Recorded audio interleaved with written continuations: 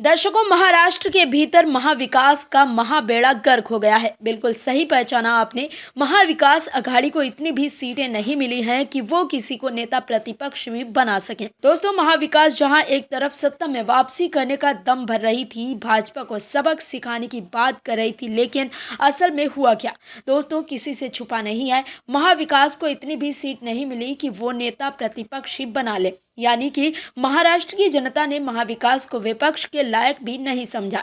यानी कि कुछ सीट जितवाकर बस विधानसभा भेज दिया कि महाराष्ट्र के लोगों के हित की बात करो, न कि विभाजन की। महाराष्ट्र की जनता ने इन चुनावों में महाविकास को पूरी तरह से रिजेक्ट कर दिया है और महायुति को मौका दे दिया। आखिर महाविकास को कैसे 60 का सबसे बुरा राजनीतिक परिणाम झेलना पड़ा है, बताते हैं आपको।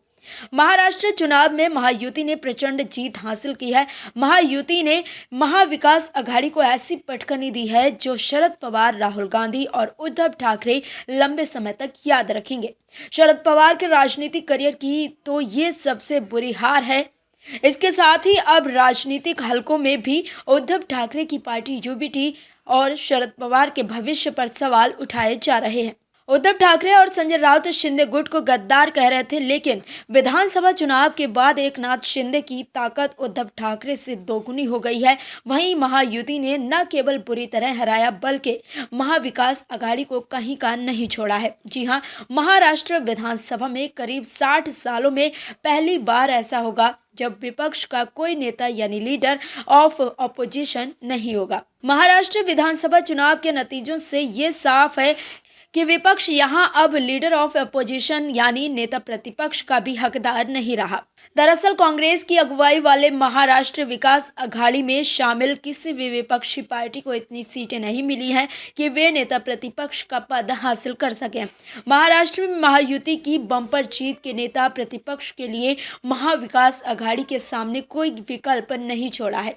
महाराष्ट्र विधानसभा में 288 सीटें हैं। नेता प्रतिपक्ष के लिए किसी भी पार्टी को टोटल विधानसभा सीट की 10% सीट जीतनी होती है। शरद पवार, उद्धव ठाकरे या राहुल गांधी की कांग्रेस, किसी के पास ये आंकड़ा नहीं है। जी हां, महाराष्ट्र विधानसभा चुनाव के नतीजों में महाविकास अघाड़ी की 3 पार्टियों में से एक भी ऐसी पार्टी नहीं है जो 10% का आंकड़ा यानी 29 सीटें भी जीत पाई हो। महाविकास अघाड़ी में 3 पार्टियां हैं, उद्धव ठाकरे गुट की शिवसेना, शरद पवार की एनसीपी और कांग्रेस। विधानसभा चुनाव के नतीजों के मुताबिक इस बार उद्धव गुट की शिवसेना ने 20 सीटें जीती हैं, वहीं कांग्रेस 15 और शरद पवार गुट की एनसीपी सिर्फ 10 सीटों पर सिमट गई।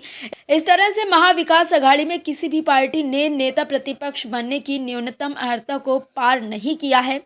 इसका मतलब है कि कुल सीटों की 10% सीट किसी के पास नहीं है। नेता प्रतिपक्ष के लिए किसी भी पार्टी को 29 सीटों की ज़रूरत होती है, लेकिन महाराष्ट्र में लोग उद्धव ठाकरे से इतना ज़्यादा गुस्से में थे कि उन्होंने इतनी सीटें भी नहीं दी कि विपक्ष का पद मिल सके। ऐसे में अब से उद्धव ठाकरे ये याद जरूर रखेंगे कि जनता से गद्दारी करने की सजा क्या होती है। दोस्तों, एक तरफ महाविकास को अब तक की सबसे बुरी हार मिली है, तो वहीं महायुति के गठबंधन को महाराष्ट्र की सबसे बड़ी जीत मिली है। Bureau report, OMH news. और भी वीडियोस देखने के लिए चैनल को सब्सक्राइब करें और बेल आइकन को दबाएं।